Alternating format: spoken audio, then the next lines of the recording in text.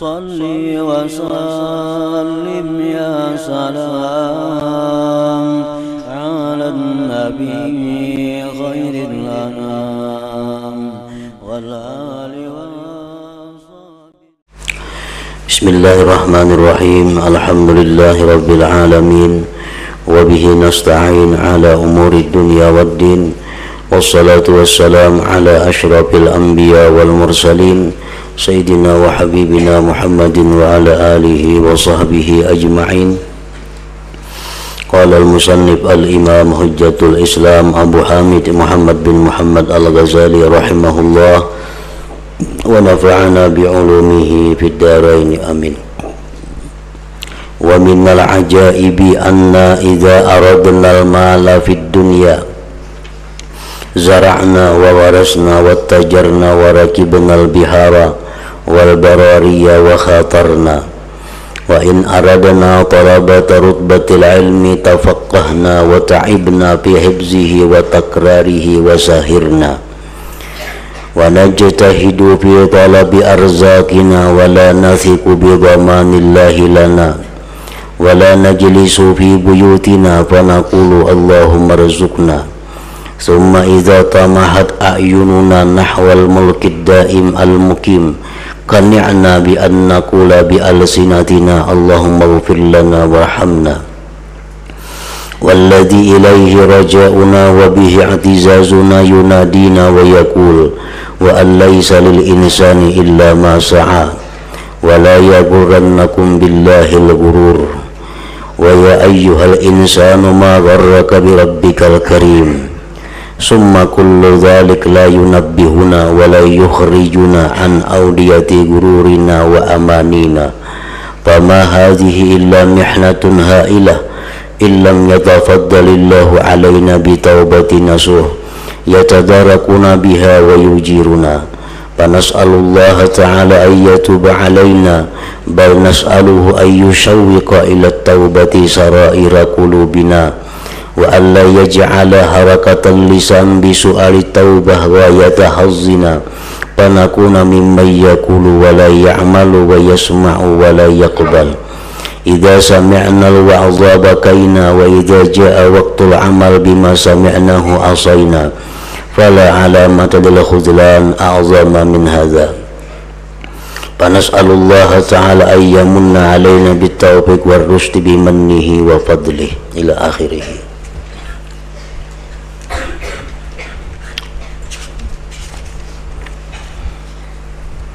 Makna kalamul Imam Al-Ghazali rahimahullah wa nafa'ana bi'ulumi. Dan termasuk di antara keajaiban-keajaiban bahwa kita apabila menghendaki harta benda di dunia, niscaya kita bercucuk tanam dan menanam.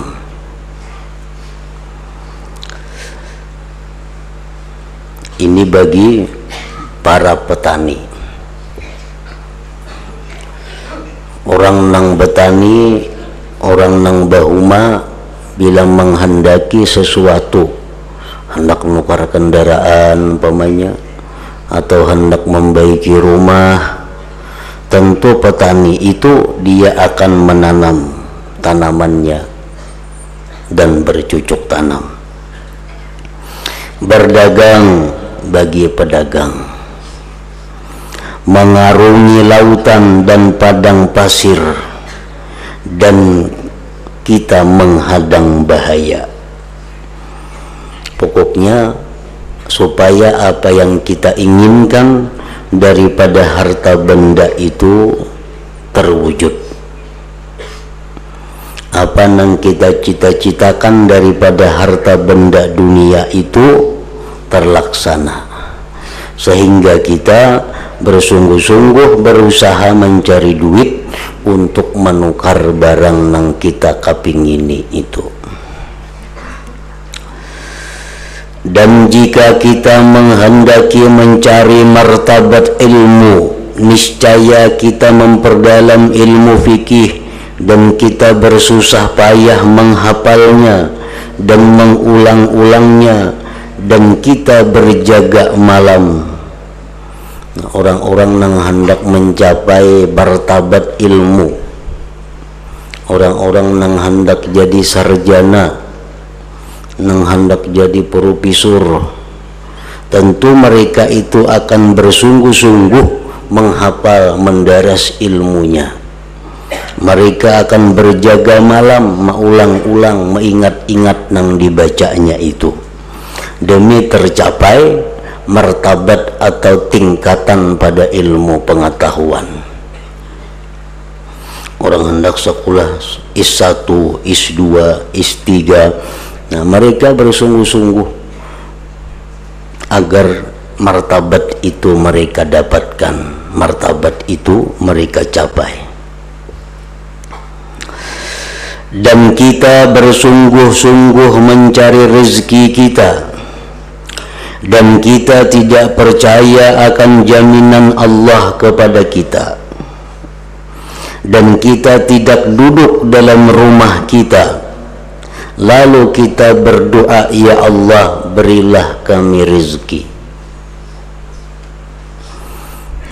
Orang-orang yang hendak menukar benda daripada duniawi, orang-orang yang hendak menukar barang-barang yang mahal, tapi inya kada berduit, lalu bersungguh-sungguh mencari rezeki, mencari duit itu supaya kawa menukar barang itu, dan inya kada duduk di rumah hanya berdoa, ya Allah berilah kami rezeki. Pasti kada macam itu.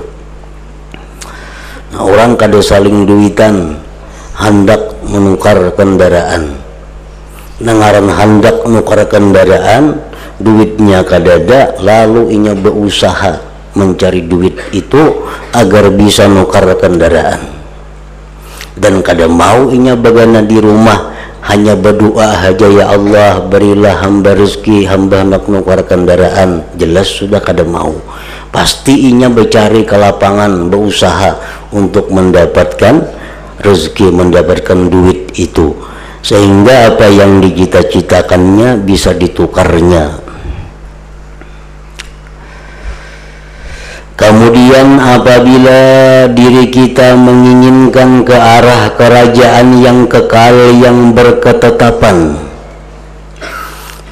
tetapi apabila diri kita ini hendak surga, bila diri kita hendak bidadari, bila diri kita hendak gedung-gedung yang megah di dalam surga, maka kita mencukupkan dengan berdoa dengan lisan kita, ya Allah ampunilah kami dan kasihanilah kami.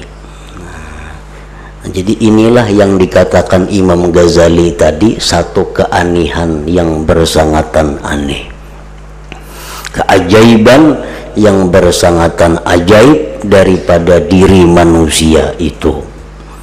Kalau hendak menukar barang duniawi, mati-matian bercari, kada mau begana di rumah hanya mengandalkan doa, kada mau, mesti turun bercari langsung.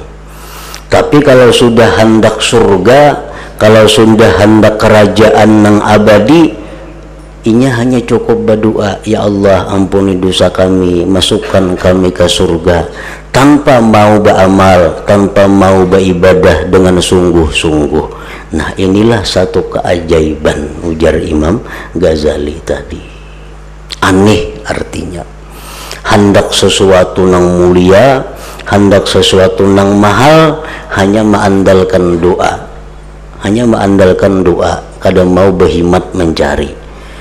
Sudah menginginkan harta benda dunia, berusaha habis-habisan. Nah itulah keajaiban, keanehan daripada manusia ini. Sedangkan Tuhan yang kepadanya harapan kita dan dengannya kemuliaan kita menyeru kita, dan Dia berfirman, wa an laisa lil insani illa ma sa'a, artinya dan bahwasanya seorang manusia itu tidak memperoleh di akhirat selain apa yang telah dia usahakan, apa yang dia kerjakan. Banyaknya gedung yang akan dimiliki di surga tergantung banyaknya amal ibadah yang kita lakukan. Banyaknya taman dan kebun surga yang kita miliki tergantung ibadah kita banyak sedikitnya. Makin banyak ibadah, makin banyak harapan kita mempunyai fasilitas-fasilitas di dalam surga. Dan fasilitas itu diberikan Allah kepada manusia sesuai dengan usaha mereka. Kalau kita hanya berdoa saja, ya Allah berikanlah kami surga, berikanlah kami mahligai, hanya sebatas doa tanpa ada berusaha beribadah dengan sungguh-sungguh. Sedangkan Allah mengatakan bahwa fasilitas surga itu didapat sekedar beramal di dunia. Nah, apakah bisa gedung-gedung di surga, bidadari, fasilitas lainnya, apakah bisa itu semua kita raih hanya dengan doa tanpa ada kesungguhan beribadah kepada Allah? Nah, tentu kada akan bisa. Kita aja hendak nukar sepeda motor kada saling duitan, kawala kita mengandalkan doa aja di rumah, ya Allah berilah hamba sepeda motor, berilah hamba sepeda motor 1000 kali sehari. Nah, kada dapat sepeda motor itu hanya sekadar berdoa. Dan anehnya ini manusia, kalau urusan untuk mendapatkan dunia, mereka itu berdoa dan berusaha. Berdoa, berusaha. Tapi sedangkan untuk hal-hal yang bersifat akhirat, surga dan fasilitas lainnya hanya mengandalkan doa, usahanya kada banyak. Padahal yang dikehendaki itu sangat mulia, sangat mahal, yaitu surga.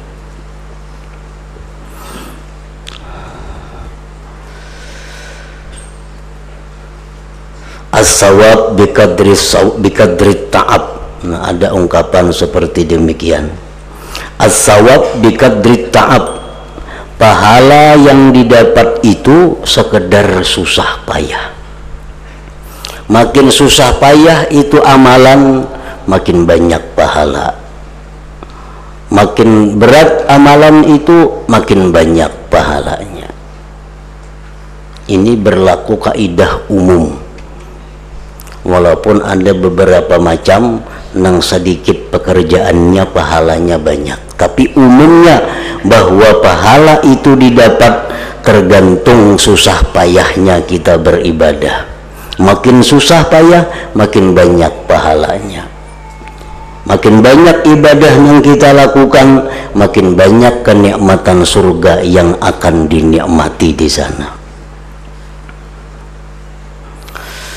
Dan firman Allah Ta'ala, wala yaghurrannakum billahil ghurur, wala yaghurrannakum billahil gharur, mintulah surat Fatir. Wala yaghurrannakum billahil gharur, dan janganlah sekali-kali menipu, memperdaya kalian tentang Allah oleh sesuatu yang menipu. Manusia kita banyak tertipu. Tertipu kita ini dengan Al-Quran. Banyak yang tertipu dengan hadis-hadis Nabi. Banyak yang tertipu dengan perkataan-perkataan aulia. Artinya tertipu itu apa? Berlainan dengan apa yang dimaksud. Kita ambil contoh. Ada ayat Allah, firman Tuhan, yang ini bisa menipu kita, bisa memperdaya kita kalau kita salah pemahaman pengertiannya. Qul ya ibadiyalladzina asrafu ala anfusihim la taqnatu min rahmatillah innallaha yaghfiru dzunuba jami'a innahu huwal ghafurur rahim. Ini ayat yang sangat berpotensi membuat kita tertipu. Artinya, katakan wahai Rasul kepada umat, wahai hamba-hambaku yang telah melampau batas atas diri mereka, berbuat maksiat, kezaliman, katakan kepada mereka jangan putus asa dari rahmat Allah. Sesungguhnya Allah itu mengampuni dosa seluruhnya, dan bahwasanya Allah itu Maha Pengampun, Maha Penyayang. Nah, orang-orang yang tertipu dengan ayat ini, mereka makin berani berbuat dosa, makin berani berbuat kezaliman, makin berani melanggar hukum Allah.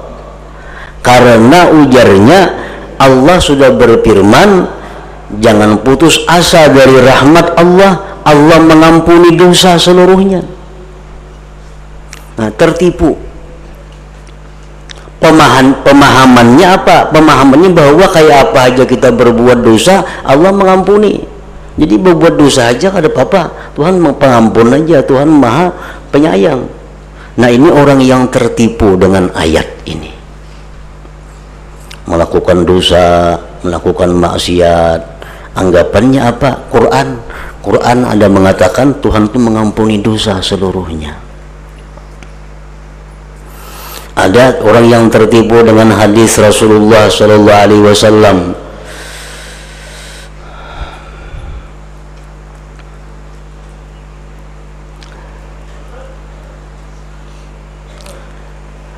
Lau laqiyani abdi bi qirabil ardi dzunuban laqituhu bi qirabil ardi maghfirah. Jikalau hambaku itu mati membawa dosa sepenuh bumi, aku temui dia dengan ampunan sepenuh bumi. Nah, orang-orang yang tertipu mendengar hadis ini membuat dia makin berani kepada Allah. Karena Tuhan yang mengampuni aja. Tuhan mengampuni. Kayak apa aja dosa kita banyaknya, Tuhan mengampuni. Hadisnya ada dan itu bujur. Makna hadis itu bujur. Kita berisi dosa sepenuh bumi, lalu kita mati, kita akan ditemui Allah dengan sepenuh bumi ampunan. Itu ada hadis demikian. Bila kita tertipu dengan hadis ini, maka kita akan melakukan berbagai dosa dengan harapan, dengan angan-angan ada hadis ini. Nah, padahal Allah Subhanahu wa ta'ala menjelaskan hal-hal yang demikian itu bukan untuk kita berani melakukan maksiat, bukan itu tujuannya. Tetapi Allah menyampaikan ini agar manusia itu sadar bahwa Allah itu sangat baik, agar manusia ini sadar bahwa Allah itu sangat pengampun. Nah, kalau sudah sadar bahwa Allah itu sangat baik kepada dirinya, Allah sangat pengampun kepada dirinya, lalu ingin cinta kepada Allah. Nah, lalu cinta kepada Allah. Kalau sudah dia cinta kepada Allah, otomatis apa yang disuruh Allah dilakukannya, apa yang dilarang Allah dijauhinya, karena dia sudah cinta kepada Allah. Nah, jadi hadis-hadis seperti ini atau Al-Quran ayat-ayat tadi seperti ini itu bukan menyuruh kita berbuat dosa kada, tetapi supaya kita ini tambah cinta kepada Allah. Nah, karena Allah begitu baik, Allah begitu penyayang, Allah begitu pengampun.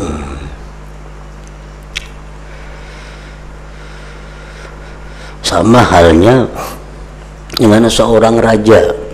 Nah, seorang raja itu dikenal pemurah, raja itu dikenal penyayang, raja itu dikenal pengampun. Nah, hendaknya kalau kita punya raja seperti itu, kita jangan berani lawan raja itu, jangan hendak menentang lawan raja itu. Hendaknya raja seperti itu dicintai.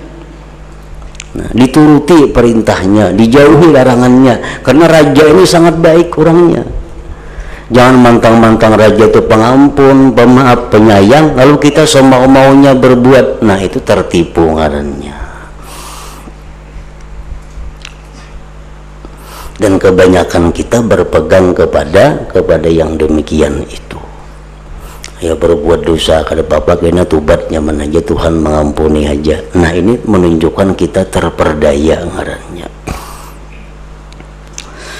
Dan firman Allah Ta'ala, ya ayyuhal insanu ma gharraka bi rabbikal karim, artinya wahai manusia, apakah yang telah memperdayakan kamu berbuat durhaka terhadap Tuhanmu yang maha pemurah.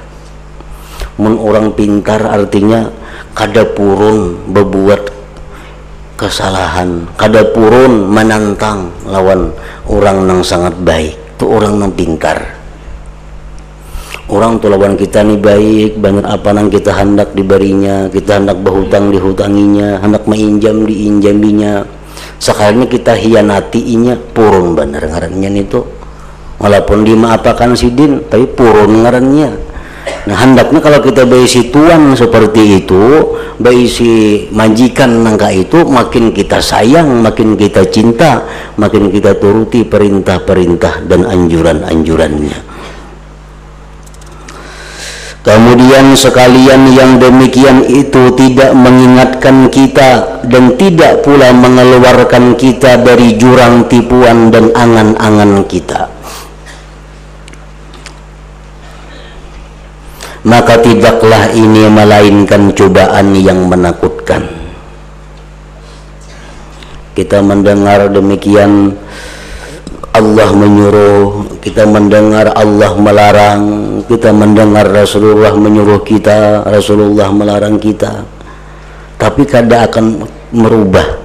Kita kada bisa merubah sikap-sikap kita, tetap kada ada perubahan. Maka tidaklah ini melainkan cobaan yang menakutkan.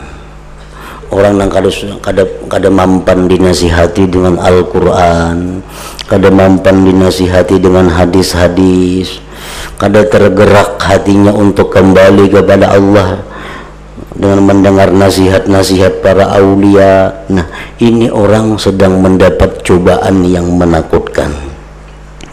Jika Allah tidak memberi anugerah kepada kita tobat nasuha yang memperdapati kita dengan taubat itu dan menambal kekurangan kita,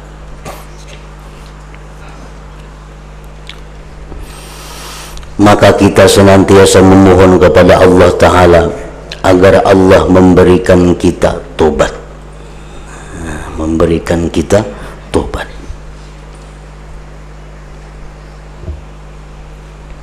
Taubat itu artinya, arti tobat itu pada lapasnya kembali ke jalan yang bujur, kembali ke jalan yang diridhai Allah. Bahkan kita memohon kepadanya agar sir-sir hati kita merindukan kepada tobat.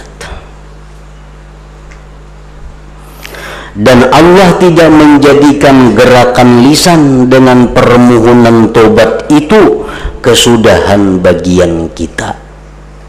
Mudahan kita jangan hanya tobat di mulut saja, astaghfirullahalazim wa atubu ilaihi, astaghfirullahalazim wa atubu ilaihi, tapi di hati kita kada tobat. Maka kita termasuk orang yang mengatakan dan tidak mengamalkannya, mendengar dan tidak menerima. Apabila kita mendengarkan nasihat, kita menangis, dan apabila datang waktu mengamalkan dengan apa yang telah kita dengarkan, maka kita maksiat. Banyak orang yang mendengar nasihat itu menangis, tapi begitu sudah balik ke rumah, di mana saatnya kita mengamalkan nasihat itu, ternyata kita kada mengamalkan. Maka tidak ada alamat tanda bagi kehinaan yang lebih besar daripada ini. Maka kita memohon kepada Allah Ta'ala agar Allah menganugerahkan kepada kita dengan taufik dan petunjuk, dengan anugerah dan karunia-Nya. Baiklah, kita persingkat dari hikayat kisah-kisah keadaan orang-orang yang takut atas apa yang telah kami sampaikan itu. Imam Ghazali sudah menyampaikan bagaimana cerita-cerita orang yang takut kepada Allah. Ada yang mendengar ayat Tuhan pingsan, ada yang mendengar ayat Tuhan sampai meninggal dunia karena takutnya mereka kepada Allah. Dan itu dipersingkat oleh Imam Ghazali. Soalnya mengisahkan banyak banget kisah orang-orang dahulu nangka itu. Karena sesungguhnya yang sedikit dari ini menemui hati yang menerima, maka itu mencukupi. Kisah-kisah yang sedikit ini, tapi amun masuknya ke dalam hati manusia yang hendak baik, ke dalam hati manusia yang hendak kembali kepada Allah, cukup kisah-kisah itu. Dan yang banyak dari itu bila diberikan atas hati yang lalai, maka itu tidak mencukupi, tidak berfaedah. Kalau orang itu hatinya beku, hatinya lalai, mesti 1000 ikung dikisahkan orang-orang nang pingsan takut kepada Allah, itu kada akan bermanfaat kepadanya, kada akan berfaedah kepadanya. Sungguh benar seorang pendeta yang dihikayatkan oleh Isa bin Malik Al-Khawlani. Beliau Isa bin Malik ini adalah termasuk dari ahli ibadah pilihan. Bahwasanya Isa bin Malik Al-Khawlani melihat pendeta itu berdiri di pintu Baitul Maqdis,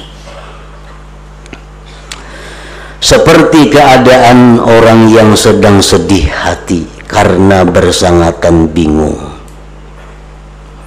Hampir-hampir tidak berhenti air matanya karena banyaknya menangis si pendeta tadi.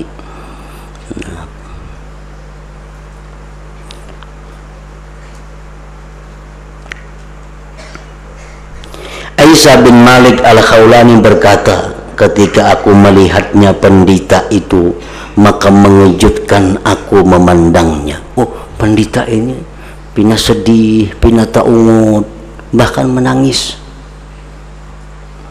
Maka aku berkata, wahai pendeta, wasiatilah aku dengan wasiat yang aku hafalkan darimu.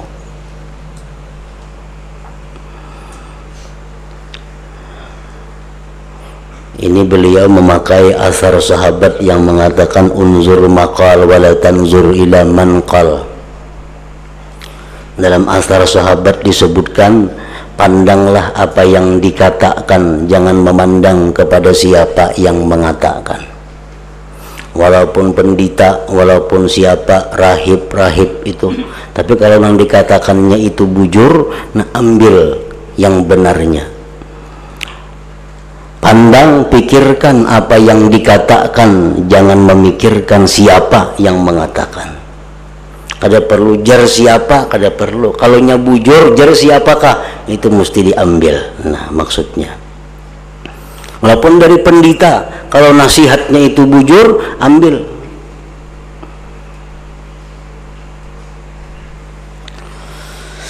Maka pendeta itu menjawab, ujar pendeta, wahai saudaraku, dengan apa aku mewasiatimu? Dengan apa aku memberi nasihat kepadamu? Jika kamu mampu bahwa kamu menempati seseorang laki-laki yang dikepung oleh binatang buas dan singa, orang itu takut berhati-hati, ia takut lalai, maka diterkam oleh binatang buas, atau dia lupa, maka ia ditangkap oleh singa. Dia yang berhati takut, dia dalam ketakutan pada malamnya, meskipun orang-orang yang tertipu aman, dan dia dalam kesedihan pada siang harinya, sekalipun orang-orang yang menganggur itu merasa gembira. Nah, ujar pendeta, aku memberikan ikan nasihat, hendaknya engkau merasakan bahwa di sekeliling kamu itu banyak binatang buas. Di sekeliling kamu itu banyak singa dan macan yang senantiasa bisa menerkam, menyergap engkau. Nah, berhati-hatilah engkau, berjaga-jagalah engkau sebelum engkau diterkamnya. Nah, ini nasihat seorang pendeta tadi.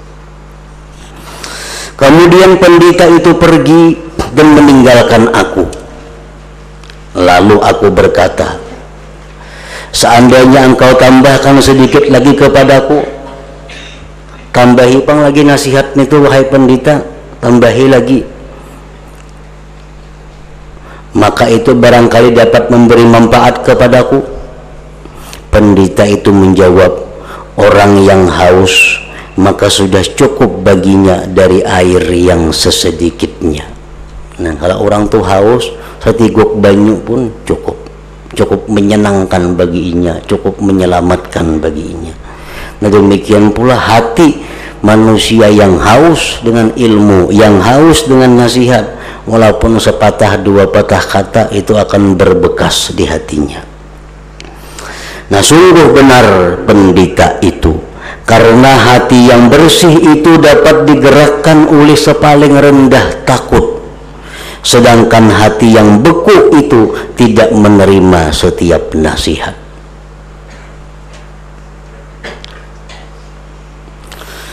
Apa yang disebutkannya daripada membayangkan bahwa ia dikepung oleh binatang buas dan singa, maka tidak semestinya bahwa ia menyangka itu perumpamaan.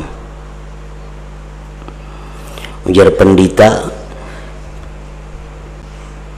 jadikanlah diri kamu itu seperti dikepung binatang buas, sehingga engkau waspada dan takut dan hati-hati, karena kalau lingah diterkamnya.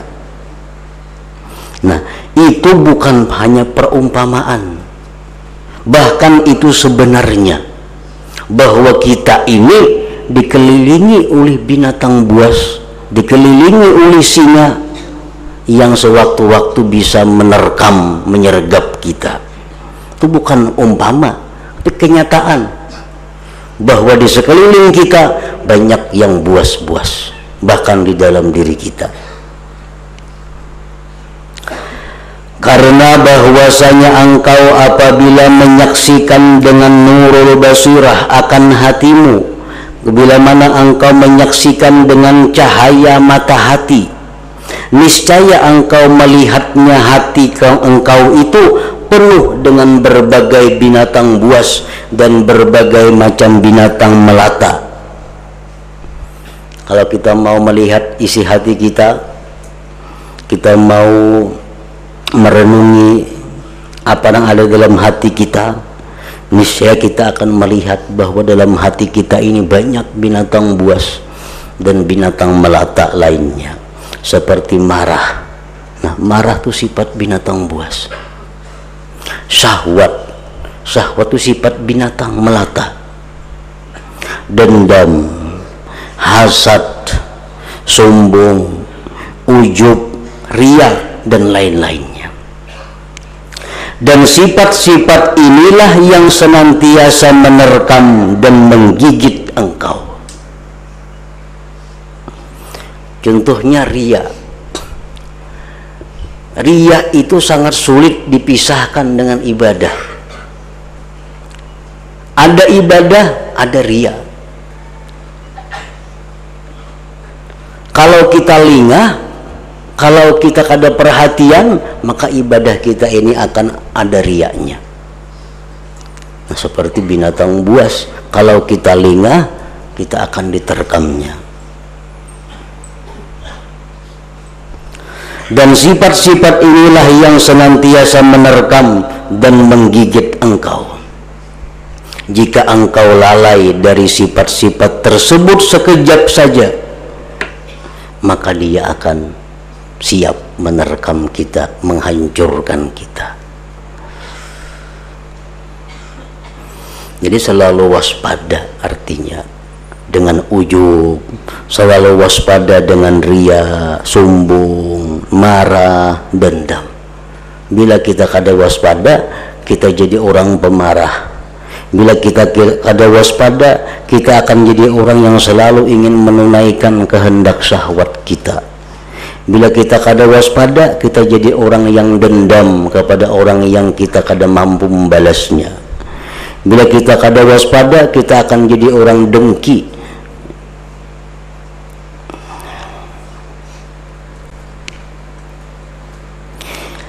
Jika engkau lalai dari sifat-sifat tersebut sekejap saja, melainkan bahwasanya engkau terdinding mata dari menyaksikan sifat-sifat itu.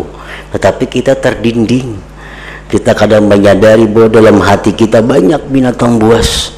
Kita kadang melihat bahwa dalam hati kita ini banyak binatang yang bisa membunuh kita. Apabila tutup terbuka dan engkau telah diletakkan dalam kuburmu, niscaya engkau melihatnya. Nah, di dalam kubur kita hanya melihat binatang-binatang buas itu. Ujar Nabi kita, manusia itu tidur. Idza matu intabahu, bila mana mereka mati hanya bangun. Sekarang kita tidur, kita kada tahu apa-apa, kita kada tahu apa yang membahayakan kita, kita kada sadar apa yang bakal menyakiti kita, padahal itu yang kita sayangi mati-matian. Kita kada tahu yang memberi manfaat kepada kita, padahal itu yang kita benci habis-habisan. Nah, bila sudah kita mati, nah hanyar kita jaga, hanyar bangun.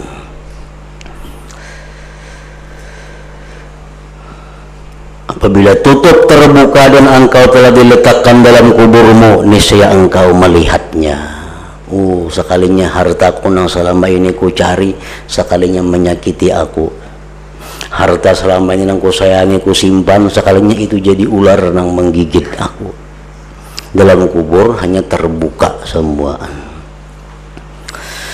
Dan telah berupa bagimu dengan rupa-rupanya dan bentuk-bentuknya yang mensesuai dengan maknanya. Maka engkau melihat dengan matamu di dalam kubur kaina akan kalajengking dan ular-ular. Dan sungguh kalajengking dan ular-ular itu telah mengelilingimu dalam kuburmu. Sesungguhnya itu adalah sifat-sifatmu yang ada sekarang ini, yang telah terbuka bagimu rupa-rupanya. Padahal ular yang datang dalam kubur, kalajengking yang datang dalam kubur, itu adalah sifat-sifat kita dalam dunia yang kita pelihara selama ini. Maka jika engkau menghendaki membunuhnya dan mengalahkannya, dan engkau mampu atas yang demikian sebelum mati, maka lakukanlah.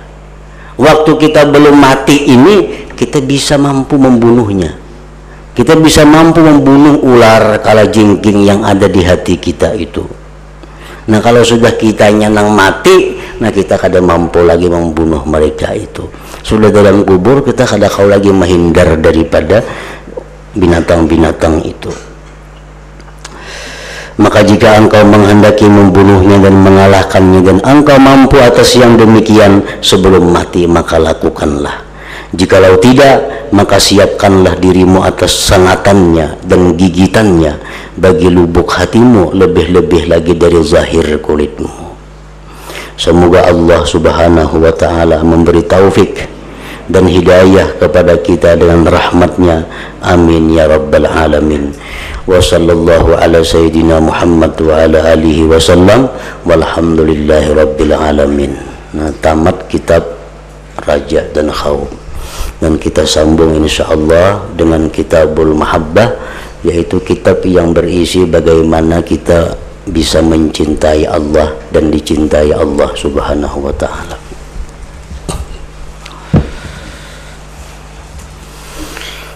Afdal dzikri fa'alam annahu la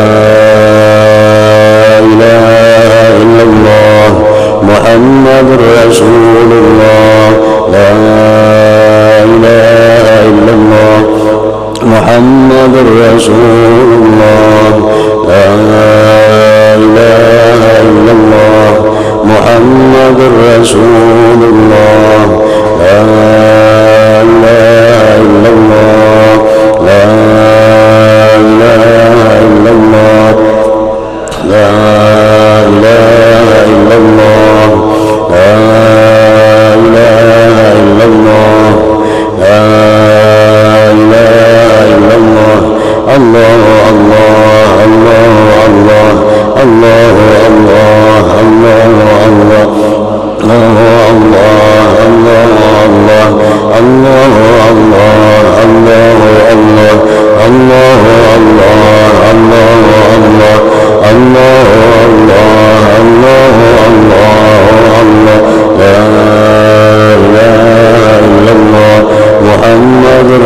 Rasulullah, la ilaha illallah Muhammadur Rasulullah, la ilaha illallah Muhammadur Rasulullah.